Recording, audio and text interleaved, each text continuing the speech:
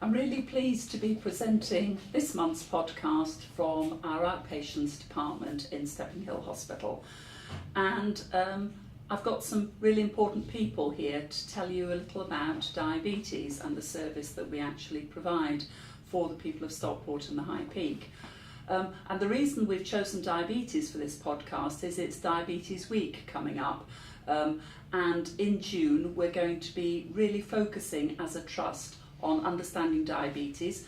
I think because of the prevalence of it, many of you may be diabetic patients, or you may have somebody in your family or your friends who do.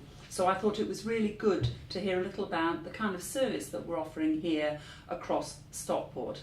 I've got with me Dr. Nai Kong, who is one of our lead diabetologists, and I've also got Kay Buttrell, one of our lead diabetic nurse specialists who works in the community and into the hospital, and that's a really important aspect. If I can ask both of you, please, to tell the people watching the podcast a little about our diabetic service and what makes it so special. Diabetes is an incredibly common condition. So if you look at some of the prevalence data, the prevalence in Stockport is estimated to be about 7.3%, and this was on data from the Yorkshire and Humber Public Health Observatory. So if you look at the population of 300,000, that means we've probably got about 22,000 people with diabetes in Stockport. And going on our national inpatient diabetes audits, we know that for a fact 1 in 5 of our hospital beds have patients with diabetes in it. So it's a sizable problem. And the only way that we can handle this problem is through targeting where our resources, limited as they are best used, and also ensuring that in primary care that patients are educated how to manage their own chronic conditions. In all our clinical assessments and our work with patients, we are trying to support them to self-manage their condition, short-term and both long-term, because we want to, essentially in the short-term, prevent hospital admissions with such things as hypoglycemia, diabetic ketoacidosis. But more importantly, in the long term, we are looking at things like providing education, structured courses. We have a bespoke course that we've created in Stockport called Soccer, which is growing in its demand, if you like, which is encouraging. And we are supported as well with referrals from GPs and practice nurses in that as well.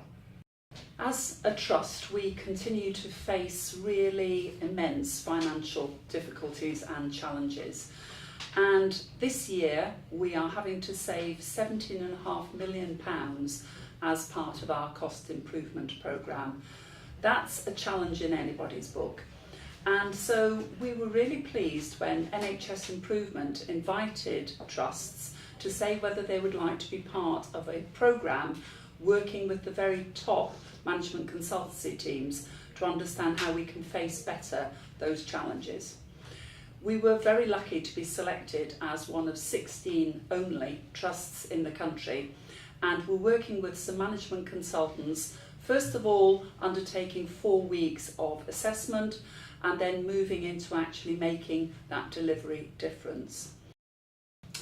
Whilst I mentioned our financial challenges, it's really important to ensure that we do still spend money on improvements. And one of the major improvements that we've committed to as a board is an electronic patient record. Now that sounds very fancy, but what it is the computer systems that actually allow us to care for patients both with their administrative information, things like their name, their date of birth, but also to actually keep the medical records in an electronic form. You can imagine that some patients have really extensive records, and when they're in a paper form it's quite hard to be able to get to the relevant sections.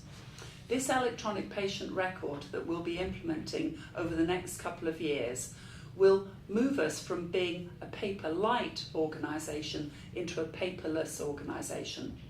And the very first part of that is something called our patient administration system. So we're going to be implementing a system called Track Care, and that will give us a brand new patient administration system which will be the very state of the art for our population.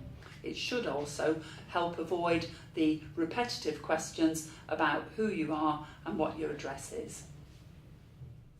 Another initiative using information technology, which we're undertaking with our partners as part of Stockport Together, so that's the CCG in Stockport, the Council, Mental Health and Primary Care, is a service called Consultant Connect.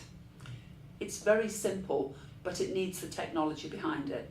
What happens is that a patient, in seeing their GP, will be having a consultation.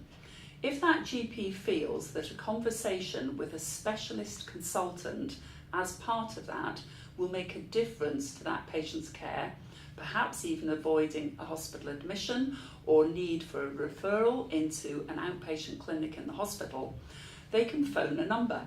It's a single number, and some technology knows where our consultants are and phones those consultants in that specialty that aren't otherwise occupied themselves with patient care at that moment.